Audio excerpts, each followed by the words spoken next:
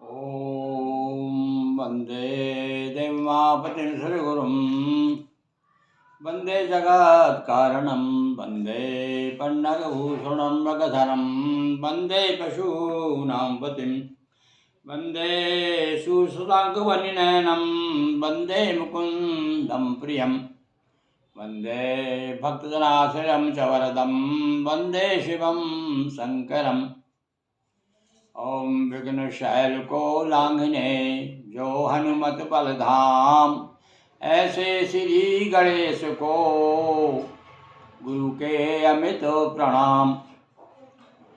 नर्मदापुरम सुविख्यातम देवाया दक्षिणे तटे सेवाश्रमे सुरहस्ता देवी नर्मदायै नमो नमः।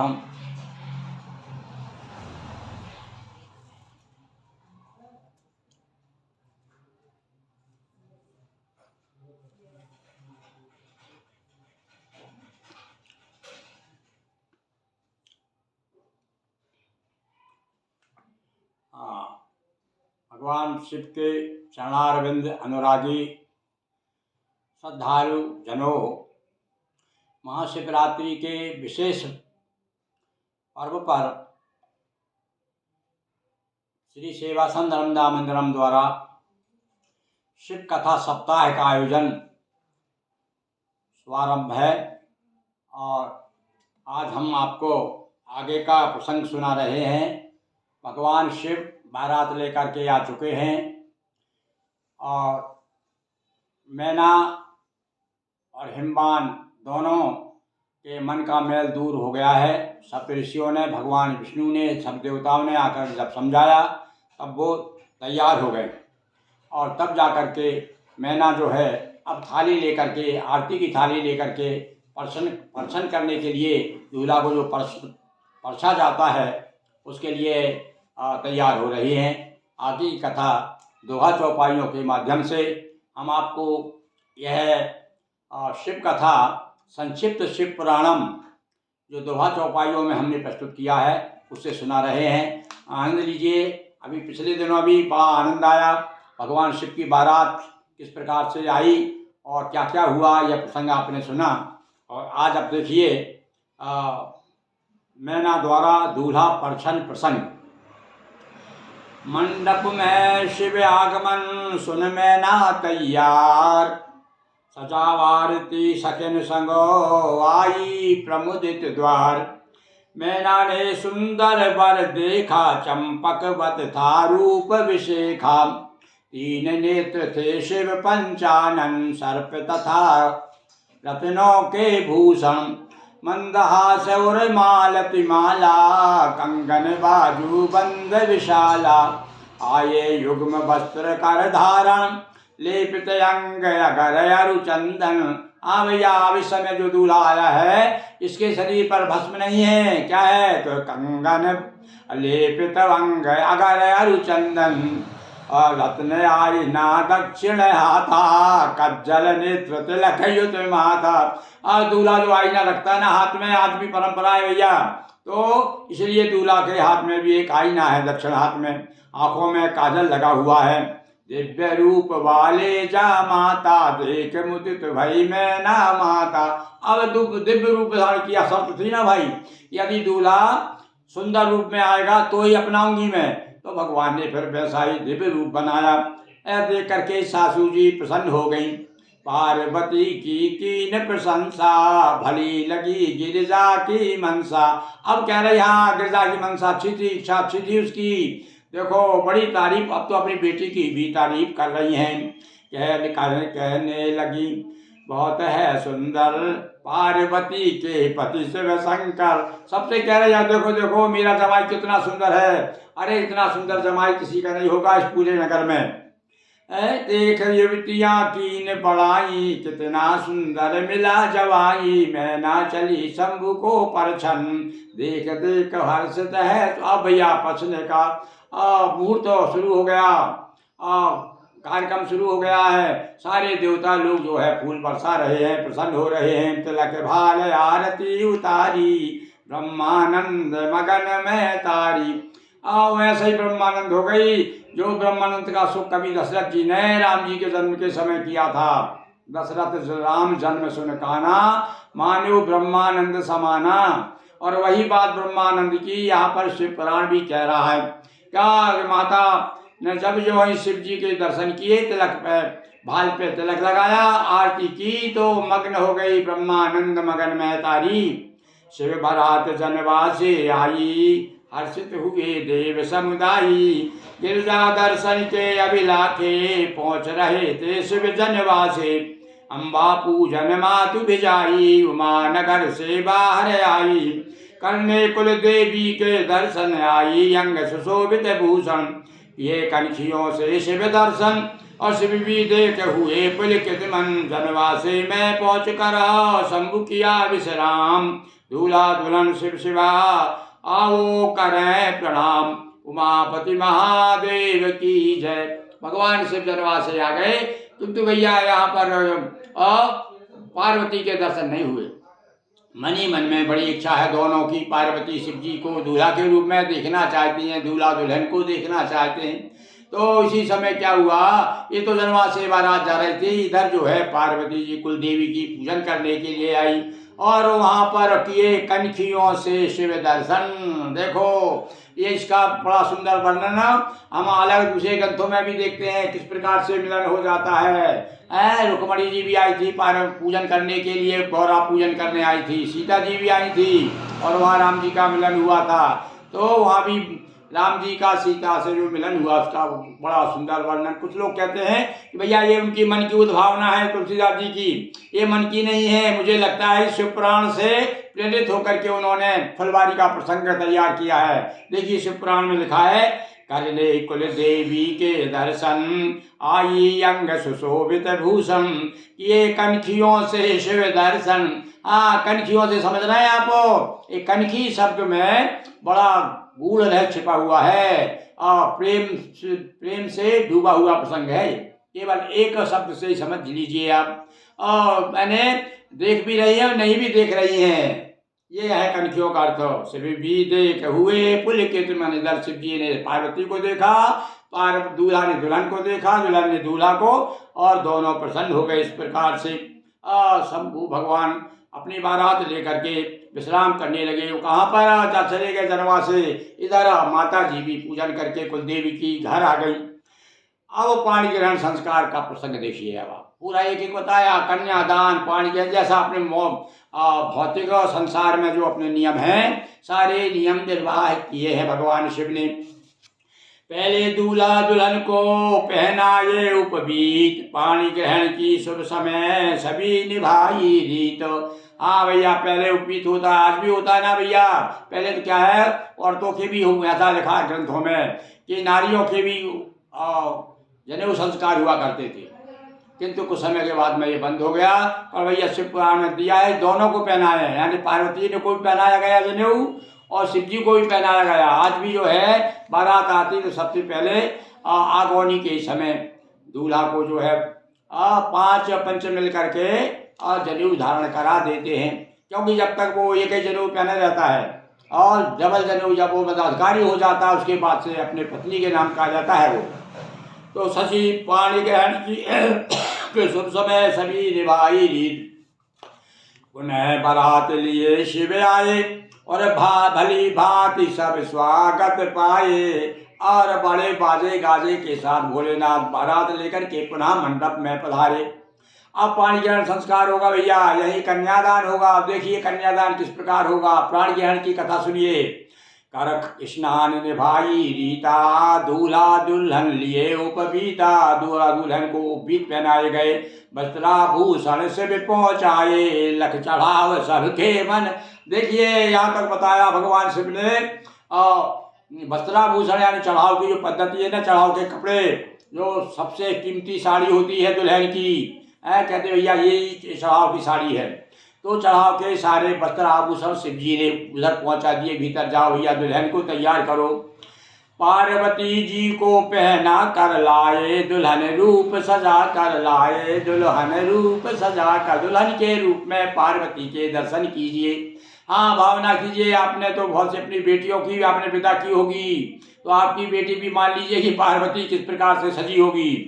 ढोल ढमाके बाजे गाजे और दोनों आसन आन विराजे। अब बाजे बज रहे हैं बाजों और बड़े शोरगुल के साथ शहनाई के साथ में दोनों दूल्हा दुल्हन आसन पर आकर आसीन हो गए। अष्ट सिद्धियां आंगन नाची सेवा विवाह हो रहा साच। अरे भैया पार्वती का विवाह हो रहा है, आठों अष्ट सिद्धियां नौ निधि सब आ गई और नाच रही हैं। सुंदर सुंदर नारी का वेश बनाकर कच्चे घाघरे पहन पहन करके नाच रही हैं। और गंधर्वों ने गान सुनाए लोक वेद युत निगम निभाए। और जो भी भैया लोक में और वेद में जो भी रीत है विवाह की, देखो लोक रीत अलग होती है और विवाह और वेद रीत अलग होती है, शास्त्रों की रीत। तो दोनों का निर्वाह हो रहा है। गंधर्व आ गए हैं, गीत सुना रहे हैं। बैठी उमा किया शिव ध्यान यह शोभा को करे। और पार्वती बैठ जरूर आ गई, बैठ तो गई हैं आकर बाजू में, पर अपने पतिदेव का ध्यान कर रही हैं। दुल्हन जो है वो अक्सर होता है भैया, अपन क्या जानते, दूल्हा दुल्हन जब पहली बार जब बैठते हैं तो दूल्हा के मन में क्या चल रहा है, दुल्हन के मन में क्या चल रहा है, आप कह नहीं सकते। यहाँ पर बताए, यहाँ पे वेद व्यास जी कह रहे हैं कि दुल्हन बाजू में तो बैठी है, दूल्हा का पर बैठे ध्यान मन में आँख मूंद करके ध्यान कर रही। क्योंकि भैया लोक लाज के कारण डायरेक्ट वार्तालाप नहीं, आजकल तो खैर कहना चाहिए कि नियम ही बदल गए हैं। अब तो खूब बातें होती हैं सबके सामने, बल्कि यहाँ तक तो मैं दूल्हा दुल्हन को नाचते हुए देखा है। तो अब देखिए यहाँ पर ब्राह्मण साहित्य अन्न को दाना दिया खूब दिल से हिमवाना। भैया देखो वैवाह में समय समय पर नेक की जो परंपरा है ना, तो नेक क्या है, अरे नेक बदल गया। ये पहले क्या दान किए जाते थे, बहुत जो संपन्न होते थे तो हर नेक के समय दान देते थे, दान किया जाता था। ब्रह्मा विष्णु देवता मुनि गणम शिव सुमिरन कर बैठे, या सब लोग बाराती लोग आकर के और मंडप के नीचे भगवान शिव का स्मरण करते हुए दूल्हा की बड़ाई करते हुए बैठ गए। गर्ग पुरोहित ने बतलाया पानी ग्रहण सुबह अवसर आया। और मुहूर्त आ गया भैया, पानी ग्रहण, पानी यानी हाथ और ग्रहण यानी हाथ में हाथ, तो कहना तेरे हाथ में मेरा हाथ रहे, बहुत फिल्मी गाना सुना होगा आपने। तो ये हाथ में हाथ उभर आ रहा भी आया हो, शिव जी का पार्वती का माता पिता, माता पिता में ना हिमवाना। और दर्शन लाभ लेते मन माना, दर्शन लाभ लेते मन माना। और बड़े प्रसन्न हो करके दूल्हा दुल्हन का दोनों दर्शन कर रहे हैं। पादे अर्घ दे पूजन की ना, पहले पाँव पखारे अर्घ दिया। और जो अपने यहाँ परंपरा है ना मधुवर्क की, मधुवर्क दिया जाता है, तो मधुपर्क बनाया, मधुपर्क बना करके और उसमें दही में शहद मिला करके और बतासा मिला करके जो मधुपर्क बनाया जाता है, वो उसकी परंपरा देखी पहले से चली आ रही भाई। ये तो मैना ने आरती उतारी और पूजन की सब बारी बारी, नियम से बार बार सब लोगों ने आ करके दूल्हा दुल्हन को आरती उतारी। पुण्यावाचन स्वस्तिक वाचन सभी मांगलिक कार्य सुचार, पुण्यावाचन हो रहा है। आजकल तो पुण्यावाचन तो नहीं होता, स्वस्ति वाचन जरूर होता है, क्योंकि पुण्यावाचन पहले हो जाते थे। पहले दधि अक्षत कुछ जल कर लेकर शिवा किया पूजन। हाँ भैया देखिए, अब सबसे पहले पार्वती ने, दुल्हन ने पहले दूल्हा की पूजन की। क्या, दही अक्षत कुश, कुश और जल। अपने यहाँ पर कुश बड़ा पवित्र माना जाता है, हर शुभ कार्य में कुश होना बहुत जरूरी कहा गया है। कुश और जल लेकर के, दही और अक्षत लेकर के शिवा ने यानी पार्वती जी ने शिव जी का पूजन किया। और इसी प्रकार से शिव भी लोकाचार निभाया, स्वयं शिवा पूजन मन लाया। देखो भैया बराबरी वाली बात है, पहले तो पार्वती जी ने पूजन किया शिव जी का, फिर शिव जी अब पार्वती का पूजन, यानी या शिव जी पार्वती मत कहिए, या कहिए दूल्हा दुल्हन का पूजन कर रहा है। उधर दुल्हन ने दूल्हा की पूजन की। पाणी ग्रहण का अवसर जाना, रावण सब संकल्प ब्राह्मण सब संकल्प बकाना। अब देखिए ब्राह्मण जो है, पाणी ग्रहण का समय आ गया है, अब पहले सबसे पहले संकल्प होता है। और कहा जाता है ना, हमारे आजकल तो जब दिया जाता है तो संकल्प में ये बोला जाता है कि विष्णु स्वरूपाय वराय कन्या संपददे। मैं ये विष्णु स्वरूप नहीं, विष्णु स्वरूपाय वराय यानी विष्णु स्वरूप जो वराय यानी दूल्हा है, उसके लिए लक्ष्मी स्वरूपाय कन्या का संप्रदे, यानी लक्ष्मी स्वरूप कन्या का मैं दान कर रहा हूँ। दूल्हा अब कुल गोत्र बताएं, वेद तथा शाखा सम। अब भैया देखो बड़ा सुंदर प्रसंग है यहाँ पर।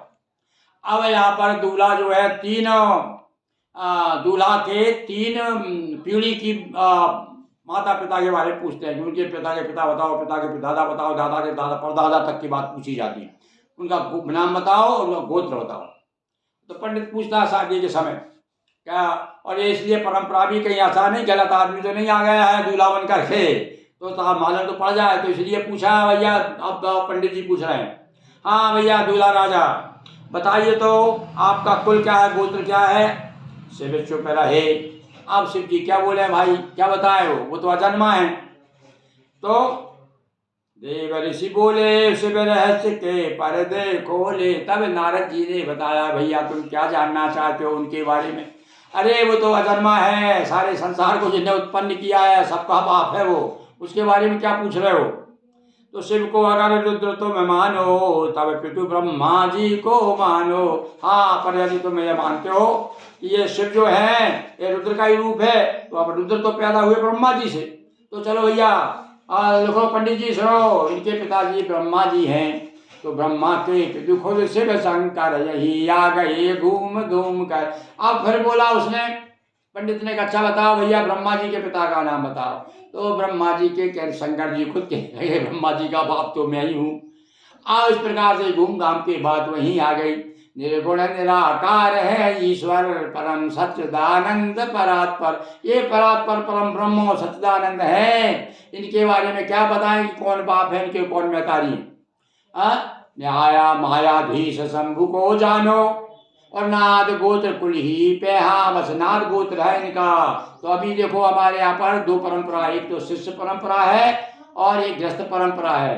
तो गृहस्थ परंपरा में संतान का नाम लिया जाता है, संतान के जो बाप महतारी होते हैं, जो भी पितृ होते हैं उनका नाम लिया जाता है। और जब शिष्य परंपरा में नाद बोले भैया यानी गुरु शिष्य की परंपरा है, तो नाद परंपरा ही मानो। आवाज जो नाद ओम जो नाद है बस वही इनका गोत्र है, कुल है। सुनकर सब हर्षित हुए देवगण, करने लगे शंभु का चिंतन। अब तो सारे देवता प्रसन्न हो गए और भगवान शंभु के दोनों रूप का ध्यान करने लगे। शिव ने हाथ दे शिव के हाथा, पार्वती का हाथ दुल्हन का हाथ दूल्हा को पकड़ाया। हर्षित हुए हृदय सब सुर नर, सारे लोग प्रसन्न हो गए। दूल्हा दुल्हन पर हाथ सब अतिशय हुए प्रसन्न, लोक भेद विधि से हुआ पाणी ग्रहण संपन्न।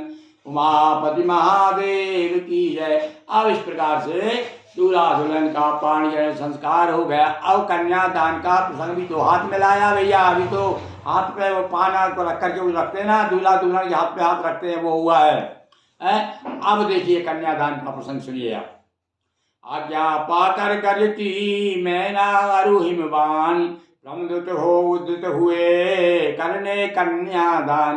गर्ग भैया पुरोहित गर्ग बताया, यहाँ पर गर्ग जी ने शादी कराई और यही गर्ग वो इनका उल्लेख आता है उसमें, द्वापर युग में भी वही गर्ग हो। तो अब ये इन्होंने कह दिया यहाँ कन्यादान का मुहूर्त आ गया है।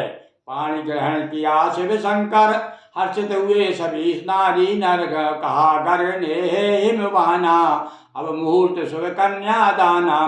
दूल्हा दुल्हन शंभु भवानी, है शोभा नहीं जाए बखानी। दूल्हा दुल्हन के रूप में आज जो है मंडप के नीचे, एक समय देखा था आपने त्रेता युग में दूल्हा राम जी और सीता जी बैठे हुए थे। इसी प्रकार से आज पार्वती जी भगवान शिव नौ मंडप के नीचे बैठे। उसकी महिमा का, उसकी शोभा का वर्णन नहीं किया जा सकता। वेद मंत्र ध्वनि मंडप गुंजित, जय जयकार सभी उच्चरित। हम भी बोलिए शिवा शिव, दूल्हा दुल्हन की जय, ये पार्वती परमेश्वर की जय। वेद मंत्र हो रहे हैं। बैठे युगल शिवा शिव आसन, दोनों युगल शिव और शिवा दोनों आसन पे बैठे हुए हैं। और ऋक यजु साम मंत्र उच्चारण साया, वेद आ गए, तीनों वेद आ गए भाई। और तीनों वेद जो है मंत्रों का उच्चारण स्वयं कर रहे हैं, खुद पंडित बन के आए हैं। हुआ भेद विधि कन्यादाना, और कर संकल्प मुदित हिमवाना। आज हिमवान बड़े प्रसन्न है। आज देखो कितने भगवान है कि आदि शक्ति कन्या के रूप में उनके आगे पधारी हैं और उनका वो जो है कन्यादान का संकल्प ले रहे हैं। कीना गर्ग अग्नि स्थापन, शिव किए वेद मंत्र उच्चारण। और गर्ग जी ने अग्नि की स्थापना की। अग्नि का जो ही मन उसमें यज्ञ में जो वेदी थी अग्नि प्रज्वलित हुई और इधर भगवान शिव भी स्वयं मंत्र बोलने लगे। वर वधु हवन आदि तब कीना आशीर्वाद सभी सुर भैया दोनों। जैसा कि आज भी सब फेरे के पहले मंडप के नीचे यज्ञ होता है छोटा सा, उसमें दूल्हा दुल्हन और पंडित मंत्र बोलते जाता है। और यहाँ पर हवन हो रहा, दोनों दूल्हा दुल्हन ने हवन किया। और शैल सुता सौंदर्य निधाना, विधि पर हुआ अनंग निशाना। पतित हुए विधि से वेद से आने, विनय कीन सुर तब शिव माने। अब यहाँ एक न जाने प्रसंग कैसे घुसड़ दिया गया, ये समझ में नहीं आया। हमने तो संकेत किया है कि ब्रह्मा जी जो थोड़े से उनका मन डावाडोल हो गए, इतनी सुंदर थी। मतलब कहना ये चाहते हैं व्यास जी कि पार्वती इतनी सुंदर थी कि ब्रह्मा जी का भी मन विचलित हो गया था, पर बाद में जो है सब कुछ ठीक ठाक हो गया। तेजो ब्रह्म अधोगति पाया, अनिकेत बाल खिल उपजाया। इसको कहते हैं ब्रह्मा जी स्खलित हो गए थे, जिससे कि बाल खिल नाम के ऋषि हुए। क्षमा मांग विधि विनती कीनी, हुए प्रसन्न कृपा शिव दीनी। और बाद में फिर हाथ पांव जोड़े ब्रह्मा जी ने और कहा भाई तुम्हारा अपराध हो गया, क्षमा कीजिए। और नहीं तो भैया भगवान के शिव के कोप से बल सकते थे क्या? एक बात एक सिर तो कटवाई दिया था उन्होंने, और फिर गड़बड़ कर रहे थे शादी के समय। तो यहाँ पर बताया कि ब्रह्मा जो है, ब्रह्मा से ये मनुष्य हुआ है और ये मनुष्य के पूर्वज है ब्रह्मा। तो ये मनुष्य में जो एक भावना होती है ना, वासना होती है, तो वासना से ये भी परे नहीं है। ये कहना चाहते हैं कि ब्रह्मा भी वासना से परे नहीं है। तब अब इसलिए आगे अब तब शिव को कोहे बारे में लाए, और लोक रीत लग शिव मुस्काए। और कोहबर में यानी कि अंदर ले जाया जाता है, मंडप से ले जाके घर में जहाँ महाकोटी होती है। और वहाँ पर पहले तो कोहबर एक अलग से बड़े सब सहेलियाँ आ जाती थी दुल्हन की, और दूल्हा के मित्र लोग रहा करते थे, और वो सब हंसी ठिठोली हुआ करती थी, और एक बड़ा आनंददायी कार्यक्रम होता था वहाँ। अब यहाँ कोहबर में कौन कौन आए रही देखिए आप। तहाँ रही लक्ष्मी इंद्राणी, अरुंधति सी कई सयानी। बड़ी सयानी और देवनारियाँ वहाँ पर साथ में थी शिव जी के। शिव को कहा शिवाय अपनाओ, और विरह व्यथा की कथा बुलाओ। हंस मुस्कुरा कर कहती है बहुत विरह सा है तुमने बहुत वियोग सहा है, पार्वती ने बड़ा कष्ट उठाया है। अब इसको अपनी पत्नी के रूप में स्वीकारो हे महाराज शिव जी। कामदेव पत्नी भी आई, रति भी अपनी व्यथा सुनाई। और भैया कामदेव की पत्नी भी आ गई उसी समय। देखिए विवाह के समय पहुंच गई, और क्या कह रही वहाँ पर, इधर तो विवाह हो रहा और उसे अपनी पड़ी भैया। उसे तो मौका मिलना चाहिए ना, जैसे हम कभी कोई ऑफिसर गुंजाइश समय ऐसा मिल जाता है किसी ऑफिसर के समीप बैठ गए, तो फिर मन में आता है चलो यार अपनी बात बता दो, इनसे भी कह दो कि महाराज ऐसा है, हमारा कब सुन रहे हो आप। तो रति काम प्रसंग चल रहा है, कोहबर का आनंद हो रहा है, पर रति तो अपनी बात कह रही है धीरे से। महादेव जी विनती सुनिए, मेरे पति को जीवित करिए। महाराज आपकी तो शादी हो रही है और आपने मुझे पति से दूर कर दिया है, कर आप कृपा करो मेरे पति को जीवित कर दो। तो शिव जी से पाकर वरदाना, मिला काम को जीवन दाना। जीवन दान दे दिया भगवान ने। काम सहित ऋषि मुनि असुर गण सबने किया, शंभु का वंदन गिरि से सम्मानित होकर गए निज धाम विदाई होकर। हुई विदाई शिवा की और शिव आए कैलाश, शिव विवाह की यह कथा देती रहे हुलास। उमापति महादेव की जय, हर हर महादेव शंभो। हाँ भैया इस प्रकार से आज भगवान शिव का विवाह संपन्न हुआ। 3 दिन में विवाह पूर्ण हुआ है। अब आगे की कथा हम संक्षेप में आपको दो दिन और बचे हैं, उसमें 12 सप्ताह की कथा सुनाएंगे, और बीच बीच में भगवान ने क्या क्या किया, कौन कौन से कहना चाहिए अवतार लिए हैं, उनका संक्षेप में उल्लेख करते हुए और आपको आगे की कथा सुनाएंगे। अब थोड़ा सा कार्तिक का जन्मोत्सव आने वाला है, और गणेश जी माता पिता का, और ये तारकासुर का वध, ये कथा आपको आगे के वीडियो में सुनाएंगे। और मेरे साथ साथ आप भी बोलिए बोलिए उमापति महादेव की जय, नर्मदा मैया जी की जय। और भैया हाँ एक सूचना आपको और दें, प्रातः काल रोज सवेरे 6 बजे आप जो है क्या सुन रहे हैं, 5 ही बजे दे देते हैं हम आजकल तो भैया, क्या राम कथा पारायण अर्थ सहित रोज एक दोहा सुना रहे हैं। और आप सबके सहयोग से, आपका सहयोग कौन सा, आप सुन रहे हैं इसलिए हम सुना रहे हैं। एक दोहा की कथा रोज सुनाते हैं और 55वां दोहा हो गया है। इसका मतलब है कि 55 दिन से हम बराबर आपके सामने रोज एक दोहा सुना रहे हैं। कल कुछ थोड़ा सा बहुत विलम्ब हो गया था, बाहर चले गए थे हम नर्मदा जिला के यज्ञ में दर्शन करने के लिए, इसलिए थोड़ा रात को देर से आए, फिर भी भैया मन नहीं माना तो हमने फिर एक दोहा सुना कर की बाद में सोए। तो ये भगवान शिव की और भगवान राम जी की, नर्मदा जी की परम कृपा है कि क्रम हमारा जो क्रम बराबर चल रहा है। और आप लोग भी शुभकामना दीजिए इसी प्रकार से पूरी मानस हमारे मानस में आ जाए। और तब तो फिर तो रसी रस रसो वही रसो वही सह, यानी वही रस है। कौन रस है? वही परमानंद रस रसिक भगवान श्री कृष्ण भगवान शिव भगवान राम, ये सब तो रस रस रस तो है ही, रस के प्रतीक हैं। तो चलिए आज बड़े उत्साह के साथ में भगवान शिव का विवाह संपन्न हुआ। और एक बार मेरे साथ फिर से बोलिए, दूल्हा दुल्हन के रूप में दूल्हा शंभु, दूल्हा शंभु दुल्हन भवानी, और यह महिमा नहीं जाए बखानी। बोलिए उमापति महादेव की जय। हर हर महादेव शंभो।